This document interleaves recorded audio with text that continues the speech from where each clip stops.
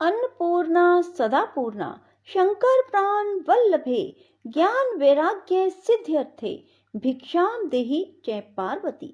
राधे राधे मेरे प्यारे भाइयों बहनों माताओं व बंधुओं, संस्कार की बातें चैनल में आपका स्वागत है। बंधुओं, आज शुक्रवार के दिन मैं आपके लिए लाई हूँ अन्नपूर्णा माता की कथा। बंधुओं, वैसे तो हर शुक्रवार को अन्नपूर्णा माता की कथा अवश्य सुननी चाहिए। कहा जाता है कि शुक्रवार के दिन अन्नपूर्णा माता की कथा सुनने से अन्नपूर्णा माता की कृपा बरसती रहती है और कभी भी घर में अन्न धन की कमी नहीं रहती। बंधुओं, यदि आपने हमारे चैनल को अब तक सब्सक्राइब नहीं किया तो जरूर करें और बेल आइकन दबाना ना भूलें, ताकि आपको हमारी आने वाली सभी वीडियोस की जानकारी सबसे पहले हो सके। बंधुओं, वीडियो को पूरी सुनने के बाद कमेंट बॉक्स में जय मां अन्नपूर्णा जरूर लिखें। एक समय की बात है, काशी निवासी धनंजय की पत्नी का नाम सुलक्षणा था। उसे अन्य सब सुख प्राप्त थे, केवल निर्धनता ही उसके दुख का कारण थी। यह दुख उसे हर समय सताता था। एक दिन सुलक्षणा अपने पति से बोली, स्वामी, आप कुछ उद्यम करो तो काम चले। इस प्रकार कब तक काम चलेगा? सुलक्षणा की बात धनंजय के मन में बैठ गई और वह उसी दिन विश्वनाथ शंकर जी को प्रसन्न करने के लिए बैठ गया और कहने लगा, हे देवादिदेव विश्वेश्वर, मुझे पूजा पाठ कुछ नहीं आता, केवल तुम्हारे भरोसे बैठा हूँ। इतनी विनती करके वह 2-3 दिन भूखा प्यासा बैठा रहा। यह देखकर भगवान शंकर ने उसके कान में अन्नपूर्णा अन्नपूर्णा अन्नपूर्णा इस प्रकार 3 बार कहा। यह कौन क्या कह गया, इसी सोच में धनंजय पड़ गया कि मंदिर से आते हुए ब्राह्मणों को देखकर पूछने लगा, पंडित जी, अन्नपूर्णा कौन है? ब्राह्मणों ने कहा, तू अन्न छोड़ बैठा है, सो तुझे अन्न की ही बात सूझती है। जा, घर जाकर अन्न ग्रहण कर। धनंजय घर गया, स्त्री से सारी बात कही। वह बोली, नाथ, चिंता मत करो, स्वयं शंकर जी ने यह मंत्र दिया है, वे स्वयं ही इसका खुलासा भी करेंगे। आप फिर जाकर उनकी आराधना करो। धनंजय फिर जैसे के तैसा पूजा में बैठ गया।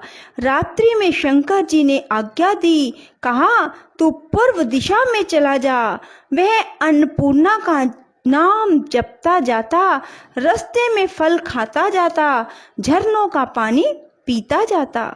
इस प्रकार कितने ही दिनों तक चलता गया। वहां उसे चांदी सी चमकती वन की शोभा देखने में आई, सुंदर सरोवर देखने में आया। उसके किनारे कितनी ही अप्सराएं झुंड बनाए बैठी थी। एक कथा कहती थी और सब मां अन्नपूर्णा इस प्रकार बार बार कहती थी। यह अगहन मास की उजियारी रात्रि थी। आज से ही व्रत का आरंभ था। जिस शब्द की खोज करने वह निकला था, उसे वहां सुनने को मिला। धनंजय ने उसके पास जाकर पूछा, हे देवियों, आप यह क्या करती हो? उन सब ने कहा, हम सब मां अन्नपूर्णा का व्रत करती हैं। व्रत करने से क्या होता है? यह किसी ने किया भी है? इसे कब किया जाए? कैसा व्रत है और इसकी क्या विधि है? मुझसे भी कहो। वे कहने लगी, इस व्रत को सब कोई कर सकते हैं। 21 दिन तक के लिए 21 गांठ का सूत का धागा लें। 21 दिन यदि ना बने तो एक दिन उपवास करें।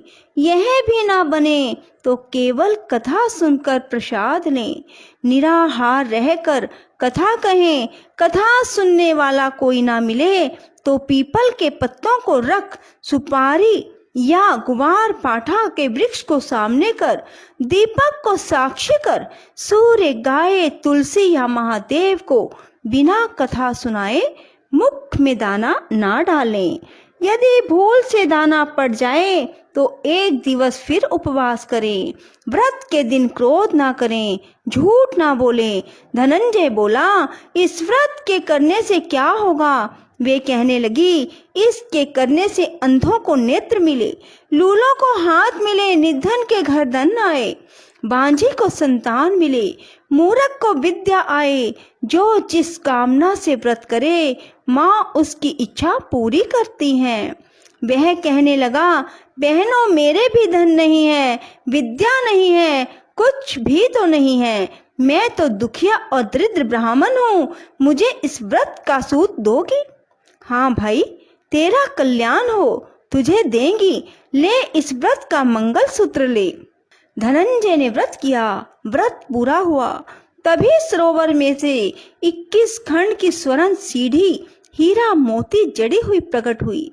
धनंजय जय अन्नपूर्णा कहता जाता इस प्रकार कितनी ही सीढ़ियां उतर गया।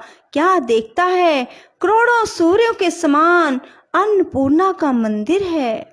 उसके सामने स्वर्ण सिंहासन पर माता अन्नपूर्णा विराजमान है।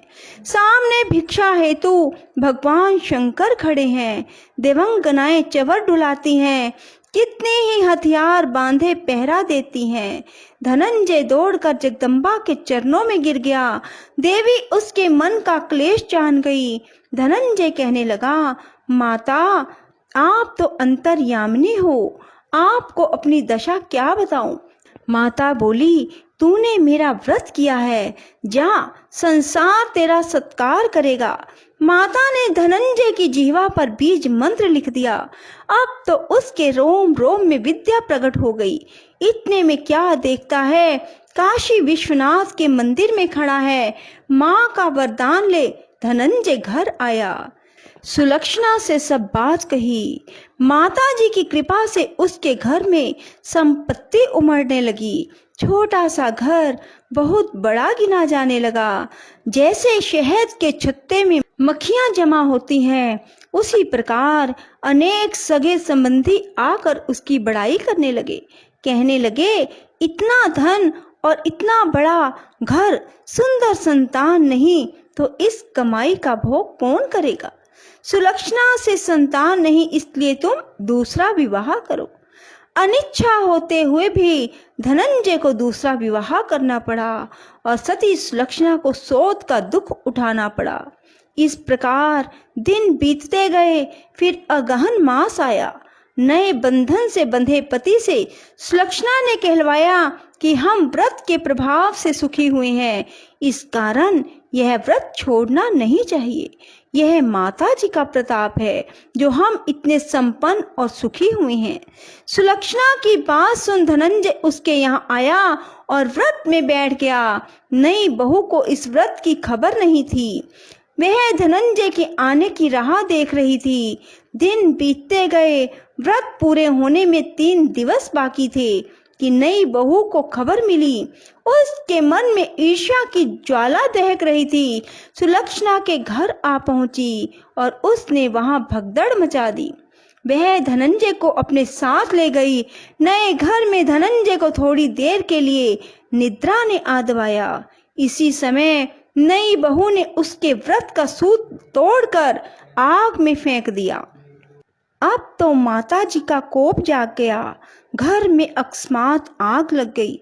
सब कुछ जलकर राख हो गया। सुलक्षणा जान गई और पति को फिर अपने घर ले आई। नई बहू रूठकर पिता के घर जा बैठी। पति को परमेश्वर मानने वाली सुलक्षणा बोली, नाथ, घबराना नहीं, माता जी की कृपा अलौकिक है। पुत्र कुपुत्र हो जाता है पर माता कुमाता नहीं होती। अब आप श्रद्धा और भक्ति से आराधना शुरू करो, वे जरूर हमारा कल्याण करेंगी। धनंजय फिर माता के पीछे पड़ गया। फिर वही सरोवर सीढ़ी प्रकट हुई, उसमें माँ अन्नपूर्णा कहकर उतर गया। वहां जा माँ जी के चरणों में रुदन करने लगा। माता प्रसन्न हो बोली, यह मेरी स्वर्ण की मूर्ति ले, इसकी पूजा करना, तू फिर सुखी हो जाएगा। जा, तुझे मेरा आशीर्वाद है। तेरी स्त्री सुलक्षणा ने श्रद्धा से मेरा व्रत किया है, उसे मैंने पुत्र दिया। धनंजय ने आंखें खोली तो खुद को काशी विश्वनाथ के मंदिर में खड़ा पाया। वहां से फिर उसी प्रकार घर को आया। इधर सुलक्षणा के दिन चढ़े और महीने पूरे होते ही पुत्र का जन्म हुआ। गांव में आश्चर्य की लहर दौड़ गई, मान्यता आने लगी। इस प्रकार उसी गांव के निसंतान सेठ के पुत्र होने पर उसने माता अन्नपूर्णा का मंदिर बनवा दिया। उसमें माताजी धूमधाम से पधारी, यज्ञ किया और धनंजय को मंदिर के आचार्य का पद दे दिया। जीविका के लिए मंदिर की दक्षिणा और रहने के लिए बड़ा सुंदर भवन बनवा दिया। धनंजय स्त्री पुत्र सहित वहां रहने लगा। माता जी के चढ़ावे में भरपूर आमदनी होने लगी। उधर नई बहू के पिता के घर डाका पड़ा, सब लुट गया। वे भीख मांगकर पेट भरने लगे। सुलक्षणा ने यह सुना तो उन्हें बुला भेजा और अलग घर में रख दिया और उसके अन्न वस्त्र का प्रबंध किया। धनंजय, सुलक्षणा और उसका पुत्र माता जी की कृपा से आनंद से रहने लगे। माता जी ने जैसे इनके भंडार भरे वैसे सबके भंडार भरे। राधे राधे, जय श्री कृष्णा। बंधुओं, यदि आपको हमारी वीडियो पसंद आए तो इसे लाइक करें और शेयर भी जरूर करें। धन्यवाद।